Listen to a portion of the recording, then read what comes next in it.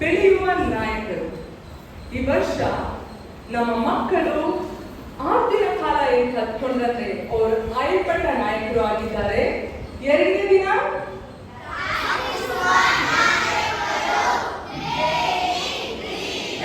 ಪ್ರಾರ್ಥಿಸುವ ನಾಯಕರಾಗಿದ್ದಾರೆ.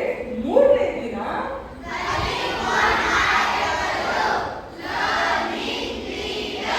ಕಲಿಯುವ ನಾಯಕರಾಗಿದ್ದಾರೆ. ನಾಲ್ಕನೇ ದಿನ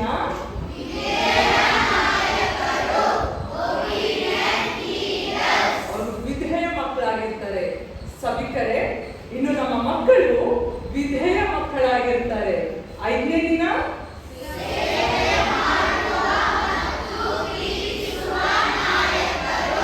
ಸೇವೆ ಮತ್ತು ಪ್ರೀತಿಸುವ ನಾಯಕರಾಗಿದ್ದಾರೆ. ಅಂಡ್ ಆರನೇ ದಿನ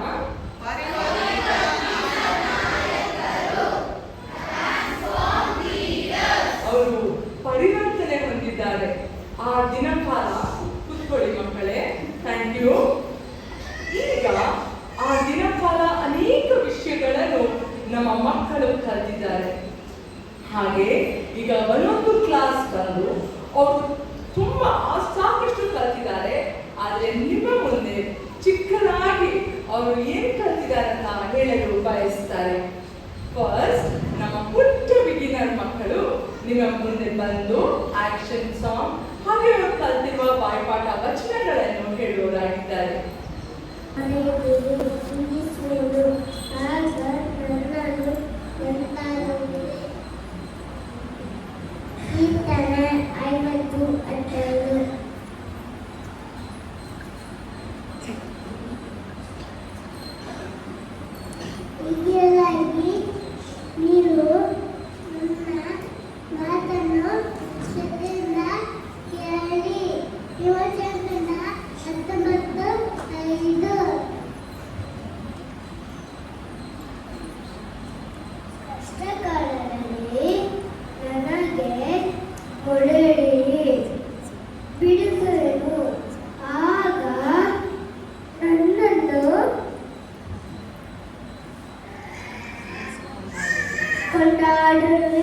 ಕೀರ್ತನೆ 50:15.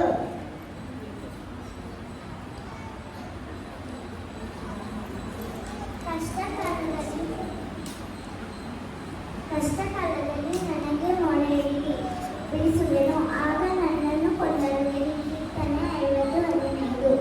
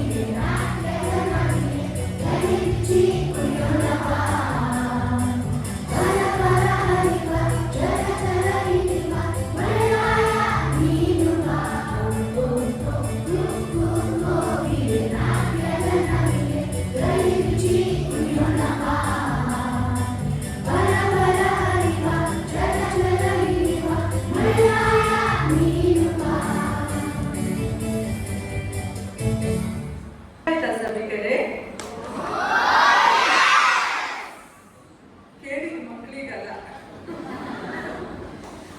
ಈಗ ನಮ್ಮ ಪ್ರೈಮರಿ ಮಕ್ಕಳು ಬಾಯ್ಪಾಠ ವಚನ ಆಮೇಲೆ ಒಂದು ಆಕ್ಷನ್ ಸಾಂಗ್ ಅನ್ನು ಮಾಡಲಿದ್ದಾರೆ. ಮಕ್ಕಳು ಬಂದು ಇಲ್ಲಿ ಆಕ್ಷನ್ ಸಾಂಗ್ ಮಾಡುವಾಗ ಕೂತಿರುವ ಮಕ್ಕಳು ನೀವು ಕೂಡ ಹಾಡಬೇಕು. ಓಕೆನಾ?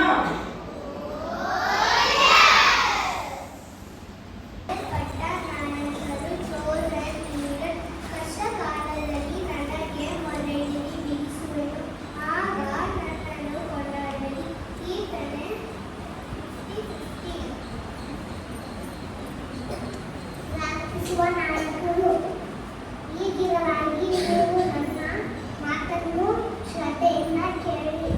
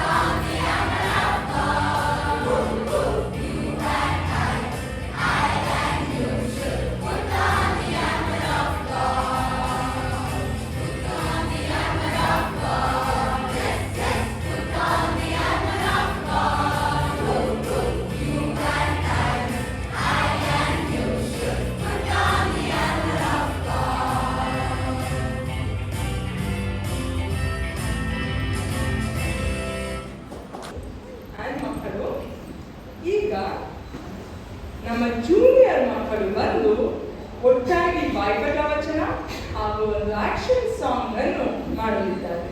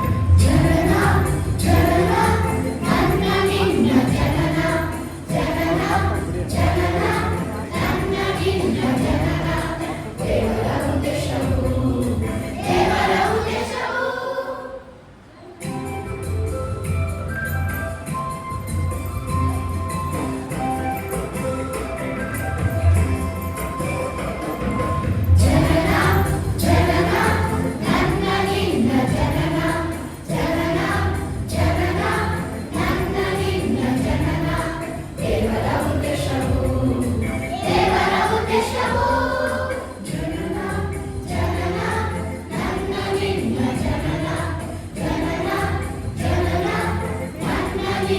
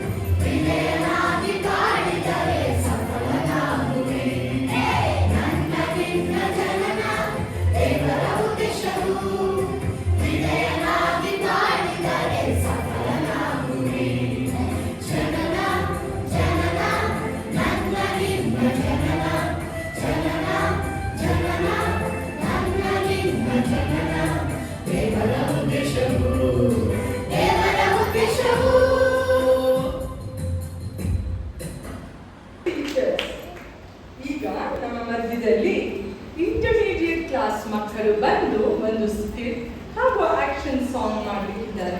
ಸಭಿಕರೇ, ಈಗ ನಿಮಗೆ ಗೊತ್ತಾಯ್ತಾ ನಿಮ್ಮ ಜನನವು ದೇವರ ಉದ್ದೇಶ ಅಂತ. ನಾವು ಸ್ವಾಮಿ ಬಳಿಯಲ್ಲಿ ಕೂತು ವಾಕ್ಯವನ್ನು ಕೇಳುವಾಗ ಆಗ ನಾವು ಕೂಡ ಸಫಲಾಗ್ತೇವೆ. ಶಿಷ್ಯರೇ, ನಾವು ಈಗ ಬೆಥಾನಿಯವರಿಗೆ ಹೋಗೋಣ. ಸ್ವಾಮಿಯವರೇ, ನೀವು ಇವತ್ತು ನಮ್ಮ ಮನೇಲಿ ಬಂದು ಉಳ್ಕೋಬೇಕು. ಆಯ್ತು ಮಾ, ಖಂಡಿತ ಉಳ್ಕೋತೀನಿ.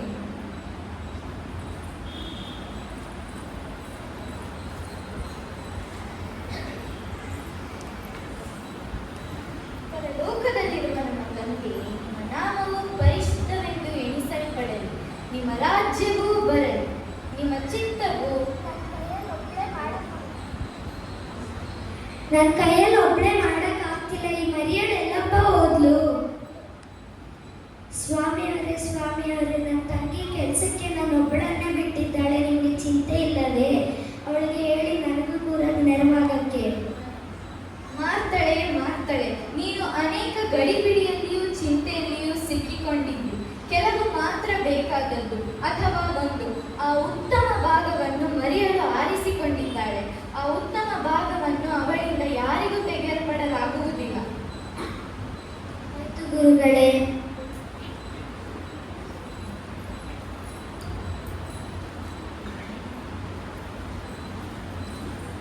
ಹೌದು ಪ್ರಿಯರೇ, ನಾವೆಲ್ಲರೂ ಮಾತಳ ರೀತಿಯಾಗದೆ ಯೇಸುವು ಇಷ್ಟಪಡುವ ಮರಿಗಳ ರೀತಿ ಆಗೋಣ. ಮತ್ತಾಯ 4:4 ಪ್ರಕಾರ ಯೇಸುವು ಸೈತಾನನಿಗೆ ಹೇಳಿದಂತೆ, ಮನುಷ್ಯನು ರೊಟ್ಟಿನಿಂದ ಮಾತಿನಿಂದ ಬದುಕುವುದಿಲ್ಲ, ದೇವರ ಬಾಯಿಂದ ಹೊರಡುವ ಪ್ರತಿಯೊಂದು ಮಾತಿನಿಂದಲೂ ಬದುಕುವನು ಎಂದು ಬರೆದಿದೆ. ಹಾಗೂ ಮತ್ತಾಯ 6:13 ಪ್ರಕಾರ, ನೀವು ಮೊದಲು ದೇವರ ರಾಜ್ಯಕ್ಕಾಗಿಯೂ ನೀತಿಗಾಗಿಯೂ ತಲುಪ ಪಡೆಯಿರಿ, ಇವುಗಳ ಮೂಲಕ ಕೂಡ ಅವೆಲ್ಲವೂ ನಿಮಗೆ ದೊರಕುವುದು. Thank you.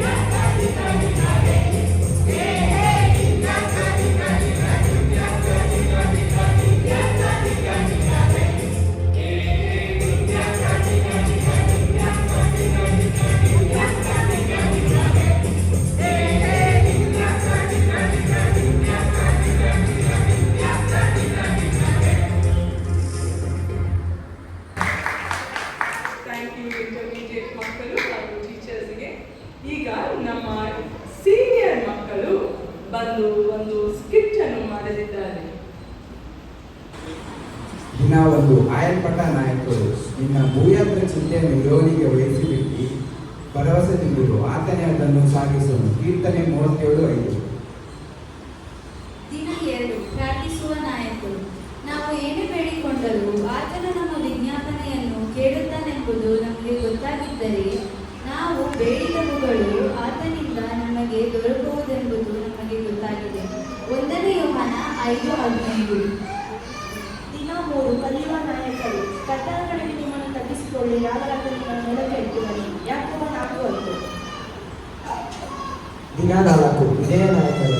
ಹೀಗಿರಲಾಗಿ ನೀವು ನನ್ನ ಮಾತನ್ನು ಶ್ರದ್ಧೆಯಿಂದ ಕೇಳಿ ನಾನು ಮಾಡುವ ನಿಬಂಧನೆಗಳನ್ನು ಅನುಸರಿಸಿ ಹೇಳಿದರೆ ನೀವು ಎಲ್ಲ ಜನಾಂಗಗಳಲ್ಲಿ ಸ್ವಕೀಯ ಜನರಾಗುವಿರಿ. ಸಮಸ್ತ ಭೂಮಿಯು ನನ್ನದಷ್ಟೇ. ವಿಮೋಚನಾ ಕಾಂಡ 19:5.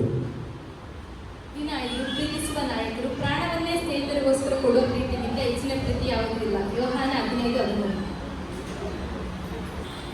ಎಲ್ಲರಿಗೂ ನಮಸ್ಕಾರ.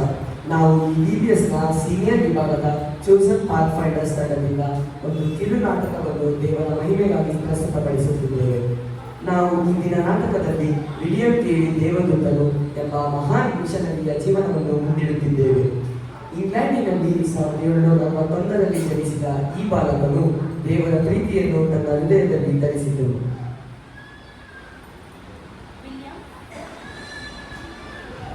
ವಿಲಿಯಂ, ಯಾವಾಗ ನೋಡಿದ್ರು ಪುಸ್ತಕನ ಓದ್ತಿರ್ತೀಯಲ್ಲ, ಆಚೆ ಹೋಗಿ ನಿನ್ನ ಸ್ನೇಹಿತರ ಜೊತೆ ಆಟ ಆಡು. ಅಪ್ಪ, ನನಗೆ ಪ್ರಕೃತಿ, ಪ್ರಾಣಿ ಮತ್ತು ದೇವರ ವಾಕ್ಯಗಳು ತುಂಬ ಇಷ್ಟ. ನಾನು ಇದರಲ್ಲಿ ದೇವರ ಸೇವೆ ಹೇಗೆ ಮಾಡಬೇಕು ಅಂತ ಯೋಚಿಸ್ತಾ ಇದ್ದೇನಪ್ಪ. ಇದನ್ನು ನಿನ್ನ ಭವಿಷ್ಯ ಶ್ರೇಷ್ಠವಾಗಲಿದೆ.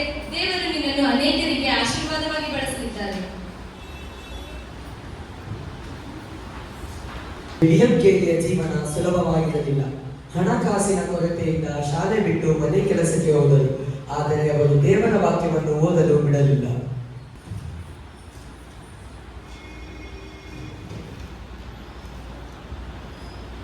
ವಿಲಿಯಂ ಕೇರಿ ತನ್ನ ಬಾಲ್ಯದಿಂದ ದೇವರ ವಾಕ್ಯವನ್ನು ಓದಲು ಮುಂದುವರಿಸಿದರು. ಸಮಯದಿಂದ ಪಾಸ್ಟರ್ ಆಗಿ ನೇಮಕಗೊಂಡರು. ಆದರೆ ಅವರ ಮನಸ್ಸು ಭಾರತ ದೇಶದ ಕಡೆಗೆ ಸೆಳೆಯುತ್ತಿತ್ತು.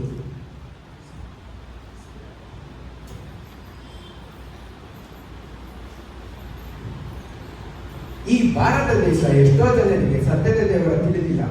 ಈ ಭಾರತ ದೇಶಕ್ಕೆ ಹೋಗಬೇಕೇ? ವಿಲಿಯಂ, ನೀನು ಯುವಕನಾದರೂ ನಿನ್ನ ಹೃದಯದ ಯೋಚನೆ ಸ್ಪಷ್ಟವಾಗಿದೆ. ಆದರೆ ಭಾರತಕ್ಕೆ ಹೋಗುವುದು ಸುಲಭದ ಮಾತಲ್ಲ. ಅಲ್ಲಿ ಅನೇಕ ಅಪಾಯಗಳಿವೆ. ನನಗೆ ತಿಳಿದಿರುವುದು ಎಷ್ಟೆಂದರೆ, ಯಾರಿಗೆ ಸತ್ಯದ ದೇವರನ್ನು ತಿಳಿದಿಲ್ಲ, ತಿಳಿಸುವವರೆಗೆ ನನಗೆ ನಿಶ್ಚಿಂತ ನಿದ್ದೆ ಬರುವುದಿಲ್ಲ.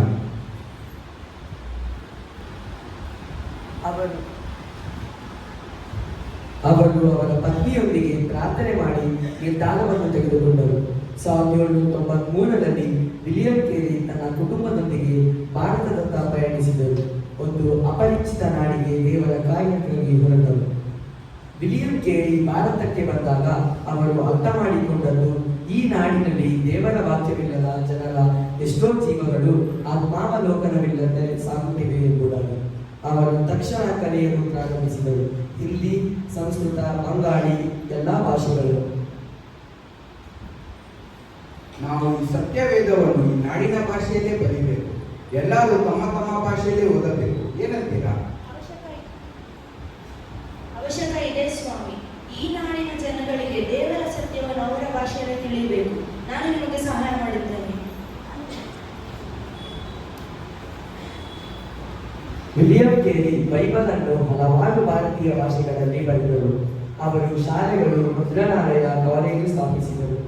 ಅವರು ಪಠ್ಯ ಪುಸ್ತಕಗಳನ್ನು ಬರೆದರು. ಮಕ್ಕಳಿಗೆ ಶಿಕ್ಷಣವನ್ನು ಒದಗಿಸಿದರು ಮತ್ತು ಎಲ್ಲವನ್ನು ದೇವರ ನಾಮದಲ್ಲಿ ನಡೆಸಿದರು. ಆದರೆ ಪ್ರತಿಯೊಂದು ಹೆಜ್ಜೆಗೂ ವಿರೋಧವಿತ್ತು. ಬೇರೆಯ ಧರ್ಮದವರಿಂದ, ಬ್ರಿಟಿಷ್ ಅಧಿಕಾರಿಗಳಿಂದ, ಕೆಲವೊಮ್ಮೆ ಸಹಪಾಠಿಗಳಿಂದ. ಆದರೆ ಅವರು ಭಯಪಡಲಿಲ್ಲ.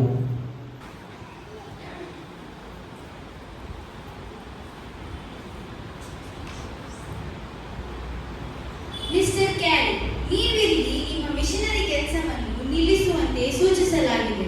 ಇಲ್ಲಿ ನಿಮ್ಮ ಧರ್ಮ ಬದಲಾಯಿಸುವ ಕೆಲಸವನ್ನು ನಾವು ಉತ್ತೇಜಿಸುವುದಿಲ್ಲ. ನಾನು ಯಾರ ಮೇಲೂ ಬಲವಂತ ಮಾಡುತ್ತಿಲ್ಲ. ನಾನು ಸತ್ಯವನ್ನು ಹಂಚುತ್ತಿದ್ದೇನೆ. ಪ್ರೀತಿಯಿಂದ, ಸೇವೆಯಿಂದ ಮತ್ತು ಧರ್ಮನಿಷ್ಠೆಯಿಂದ ಮಾಡುತ್ತಿದ್ದೇನೆ. ಕಷ್ಟದ ದಾಳಿಗಳಲ್ಲಿ ನಡೆದರೂ ವಿಲಿಯಂ ಕೇರಿ ಸ್ಥಿರವಾಗಿ ದೇವರ ಕೆಲಸದಲ್ಲಿ ತೊಡಗಿಕೊಂಡಿದ್ದರು. ಅವರು ವೃದ್ಧರಾಗುತ್ತಿದ್ದರು. ಆದರೆ ಅವರ ದೃಷ್ಟಿ ಭಾರತದ ರೂಪಾಂತರ ಕಡೆ ನಿರಂತರ ಇತ್ತು. ದೇವರ ವಾಕ್ಯನ ಇದು ನನ್ನ ಹೃದಯ ಅಲ್ಲ? ಹೌದು, ಇದು ಸತ್ಯದ ವಾಕ್ಯವಾಗಿದೆ. ದೇವರು ನಿಮ್ಮನ್ನು ಪ್ರೀತಿಸುತ್ತಾನೆ. 1834ರಲ್ಲಿ ವಿಲಿಯಂ ಕೇರಿ ಪರಲೋಕಕ್ಕೆ ಪ್ರವೇಶಿಸಿದರು. ಆದರೆ ಅವರ ಬದುಕು ಇಲ್ಲಿಯವರೆಗೂ ಮಾತನಾಡುತ್ತಲೇ ಇದೆ. ಭಾಷಾಂತರಗೊಂಡ ಬೈಬಲ್, ಸ್ಥಾಪಿತ ಶಾಲೆಗಳು, ಸಮಾಜದ ಬದಲಾವಣೆಗಳು ಅವರ ಬದುಕು ಒಂದು ಜೀವಂತ ಸಂದೇಶ. ಮಿಷನರಿಯಲ್ಲ, ಇವನೊಬ್ಬ ದೇವರ ಕನಸನ್ನು ನಡಿಗೆಗೆ ತಂದ ದಾಸನು. ವಿಲಿಯಂ ಕೇರಿ ದೇವದೂತನು ಇಂದಿಗೂ ನಮ್ಮ ನಡುವೆ ಪ್ರೇರಣೆಯಾಗಿ ಉಳಿದಿದ್ದರು.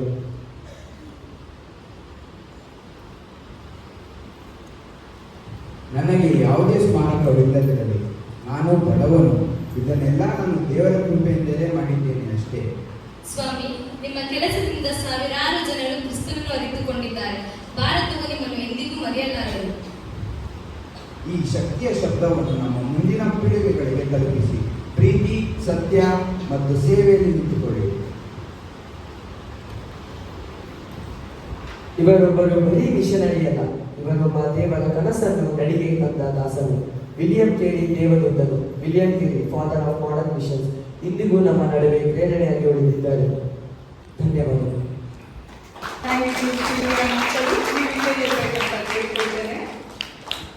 ಈಗ ನಮ್ಮ BPS ಮಕ್ಕಳು, ಟೀಚರ್ಸ್ ಹಾಗೂ ವಾಲಂಟಿಯರ್ಸ್ ಇಂದ ಒಂದು ಗ್ರೂಪ್ ಸಾಂಗ್.